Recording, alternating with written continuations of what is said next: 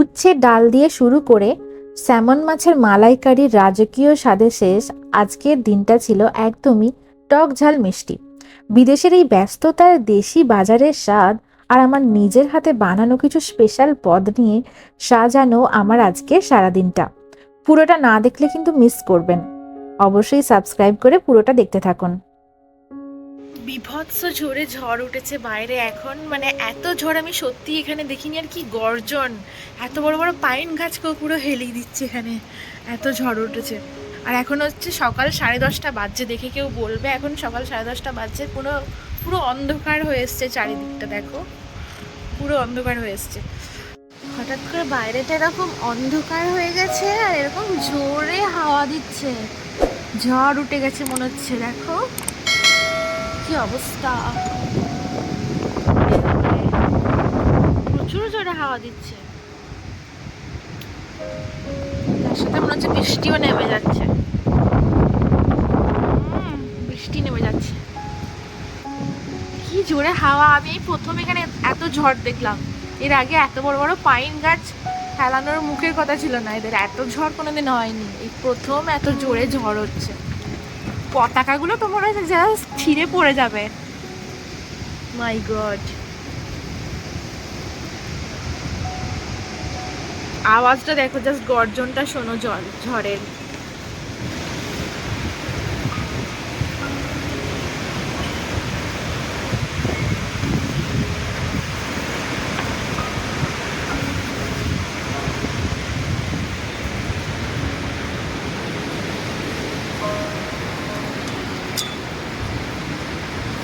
চলো আমি ঘরে চলে যাই, ভয় লাগছে।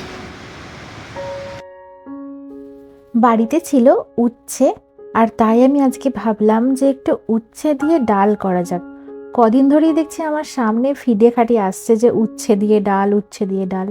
আই ডোন্ট নো যে উচ্ছে দিয়ে ডাল খেলে কেমন লাগে, তিতো লাগে নাকি নর্মাল ডালের মতো লাগে, সেটা আমার কোনো আইডিয়া ছিল না। তাই ভাবলাম বাড়িতে যখন রয়েছে, উচ্ছেটা নষ্ট হয়ে যাবে, অনেক দিন হয়ে গেছে, তাহলে আজকে বানানোই যাক উচ্ছে দিয়ে ডাল। দেখি প্রথমবার কেমন হয় এক্সপিরিয়েন্সটা। এদিকে এটা মনে হয় অনেক শক্ত ছিল আর বীজগুলো অনেক শক্ত ছিল, যার জন্য এটা কাটতে চাইছিল না। দেখো বীজগুলো সব লাল হয়ে গেছে দেখছি। যাই হোক, এবার এটাকে কেটে নিই আমি। এমনিতে বাড়িতে থাকলে উচ্ছে খুব একটা খেতে চাইতাম না আমি, আমার মা জোর করে উচ্ছে আলু ভাজা খাওয়াতো। বাট এখানে এসে মনে হচ্ছে যেন ওই প্রত্যেক দিনই একই খাবার খেয়ে খেয়ে একটু মুখের স্বাদটা চেঞ্জ করলে ভালো লাগবে এরকম মনে হয়। কারণ আমার নিজের হাতে রান্না খেয়ে খেয়ে এতটাই বিরক্ত লেগে গেছে যে মনে হচ্ছে এবার একটু স্বাদ চেঞ্জ করা দরকার।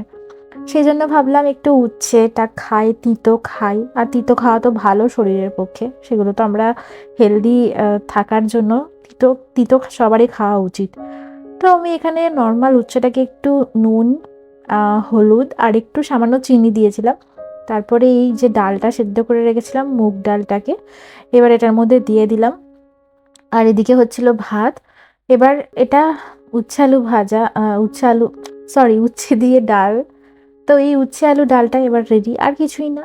এরপর আমি কিছুটা বাদাম কিনে এনেছিলাম আগে, এটাকে আমি ড্রাই রোস্ট করে রেখে দিচ্ছি, যাতে ঘুরতে ফিরতে আমাদের হয় না যে খিদে পায় টুকটাক, মনে হয় কিছু একটা খাই। তো এই বাদামটা ভেজে রেখে দিচ্ছি, যাতে টুকটাক খিদে পেলে এটা খেতে পারি একটা দুটো মুখে ছুঁড়ে। আর কি আমার এরকম টুকটাক খেতে ভালো লাগে। যখন আমি বাড়িতে থাকতাম তখন এরকম আমাদের মেলাতে বাদাম বিক্রি হতো, যখন আমরা কোনো মেলায় যেতাম কি তখন ওগুলো খেতাম না, মানে বিরক্ত হতাম, মায়েরা যদি কিনতো তো বিরক্ত হতাম। কিন্তু এখন মনে হয় যে যেন ওই সব খাবারগুলোতে আবার ঘুরে যেতে ইচ্ছা করছে। তো যাই হোক, এরপরে আমি চলে গেলাম দাদাদের সাথে একটু ইন্ডিয়ান মার্কেটে, প্যাটেল ব্রাদার্স। এবার প্যাটেলে গিয়ে আমার মনে হয়েছে যে এই লাউটাকে কি নেওয়া যাবে। লাউটা মানে কদিন আগে একটা আমি রেসিপি দেখেছিলাম যে লাউয়ের কোপ্তাকারি বানাচ্ছিল, তাই ভাবলাম একটা ছোট্ট পারা আমি নিয়ে দেখি যে বানাতে পারি কিনা। আর এদিকে অলমোস্ট আমার কিছু বাজার করা হয়ে গেছিলো এখানে। আর এখানে একদম লাস্টে সবজির সেকশনটাতে এসে দেখছিলাম যে কি কি নেওয়া যায়। এখানে আমি কোনো দিনও পটল খাইনি, 1 বছর হয়ে গেল আমি ইন্ডিয়া থেকে এসছি, আর 1 বছর আমি পটল খাইনি এখনো কোনো দিনও এখানে আসার পর থেকে। কারণ এখানে পটলের এইটুকুটুকু সাইজ, আর এটা অনেক দাম, আর একদম শুকনো টাইপের। এবার ভেবে দেখছি, এই দেখুন বলেছিলাম না পটলটা, পটল খাচ্ছি না সোনা খাচ্ছি বোঝা দেয়। যাই হোক, বাড়ি চলে এসে দেখলাম যে বর আমার জন্য এরকম চাউমিন বানিয়ে রেখেছে। আমি এরপরে এই ধনেপাতা যেগুলো কিনে এনেছিলাম, এই ধনেপাতাগুলোকে এবার একটু কেটে ফ্রোজেন করে রেখে দেবো, না হলে আবার নষ্ট হয়ে যায়, বেশি নিয়ে আসাও যায় না, বেশি নিয়ে আসলেও পচে যায়। তাই এগুলোকে একটু ফ্রোজেন করে দিচ্ছি। আগে নর্মাল এই ফ্রিজেই রাখতাম কেটে, কিন্তু সেটা দেখতাম ওই 1 সপ্তাহের বেশি থাকছে না, পচে যাচ্ছে, এরকম হচ্ছে, তো নষ্ট হয়ে যাচ্ছে। তাই ভাবলাম যে এগুলোকে ফ্রোজেন করে আমি একদম মানে কেটে ছোট ছোট করে লক পাউচে রেখে দিয়ে একদম ডিপ ফ্রিজে রেখে দেবো, তাহলে জিনিসটা অনেক দিন ভালোও থাকবে আর নষ্টও হবে না। কারণ ইন্ডিয়ান মার্কেটগুলো তো অনেকটা দূরে বাড়ি থেকে, আর এই ধনেপাতা বা আমাদের ইন্ডিয়ান যে শাক সবজি সেগুলো এই আমেরিকান মার্কেটগুলোতে খুব একটা পাওয়া যায় না। তবে পাওয়া যায় সিলান্ট্রো, পার্সলে পাতা, তবে ওগুলোর অনেক দাম বেশি। ধরুন এটা ইন্ডিয়ান মার্কেটে আমি দাম পড়েছে এটার 59 সেন্ট, মানে $1 থেকে কম।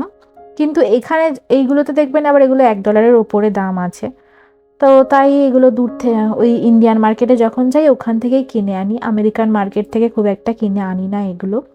সেই জন্য যাতে এটা অনেক দিন সংরক্ষিত করে রাখা যায়, বাড়ি নিয়ে আসার সঙ্গে সঙ্গে আমি এগুলো ধুয়ে পরিষ্কার করে নিই। এবার কুচি কুচি করে কেটে নিচ্ছি, তারপরে এগুলো লক পাউচে করে রেখে ডিপ ফ্রিজে রেখে দেবো, যখন যেটা প্রয়োজন হবে রান্নায় একটু একটু বের করে দিলেই হবে।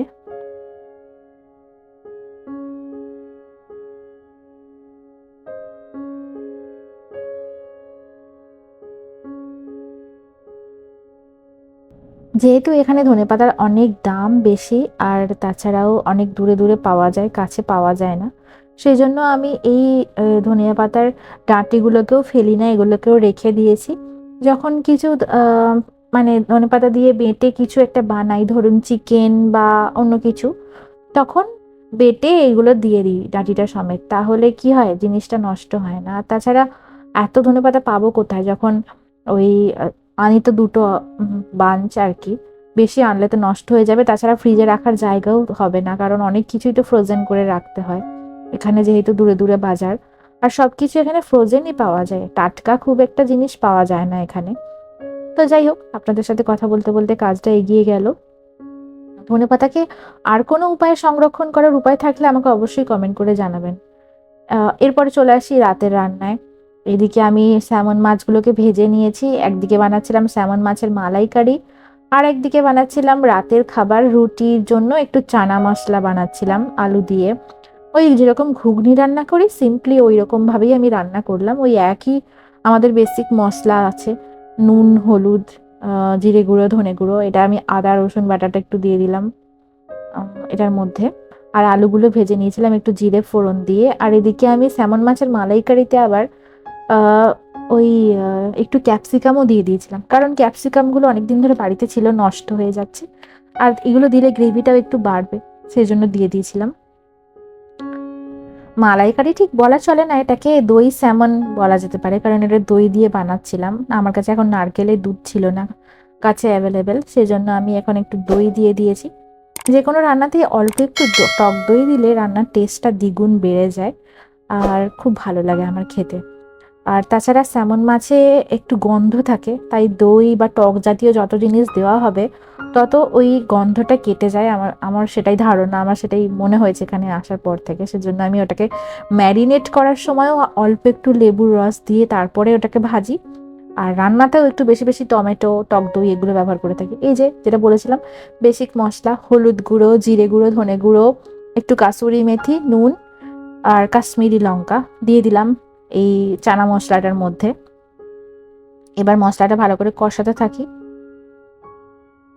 এবার দিয়ে দিলাম একটু টমেটো বাটা ছিল, সেটা টমেটো আর কাঁচা লঙ্কা বাটা, এটাও দিয়ে দিলাম। আমি দেখেছি রান্নাতে এগুলো বেটে দিলে সময়টা কম লাগে, আর এত ঝামেলাও হয় না, মানে ঝামেলা একটু কম হলো আমার এটা মনে হয়, কারণ টমেটোটাকে অত সেপ দিয়ে কাটতে হয় না, যেমন খুশি কেটে আর কি মিক্সিতে বেটে নিই, ব্যাস, তার ঝামেলা মিটে যায়। তো এখানে এই যে মশলাটা আমি এবার কষাচ্ছিলাম, আলুগুলো একটু সেদ্ধ হয়ে এসছে মনে হচ্ছে। এরপরে ওই চানা ডালটাকে সেদ্ধ করা আছে, এবার এটা ঢেলে দেবো। এই কারিটা হয়ে এসছে, এবার এটাতে মাছগুলো ঢেলে দেবো এবার। তারপরে সামান্য কিছুক্ষণ ফুটিয়ে নিলেই রেডি হয়ে যাবে। এই মাছগুলো যখন প্রথম প্রথম আমি এখানে এসে দেখতাম, মানে তখন খেতে খুব একটা ইচ্ছা করতো না, কারণ এই মাছগুলোর খুব উগ্র একটা গন্ধ আছে।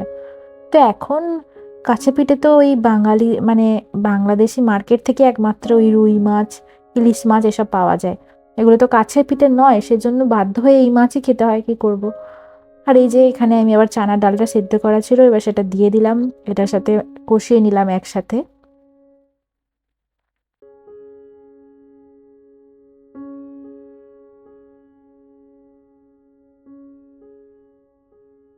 এবার জল দিয়ে ঢাকা দিয়ে দেব।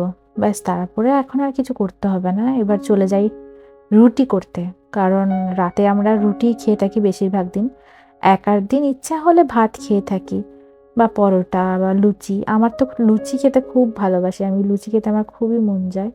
কিন্তু লুচিটা প্রায় দিন করা হয়ে ওঠে না, কারণ ওটা তো অনেকটা বেশি তেল লাগে, এবং ওই তেলটা দিয়ে আর কিছু করাও যায় না পরে। তো যাই হোক, এখানে আমি ঢাকা দিয়ে দিলাম এটা।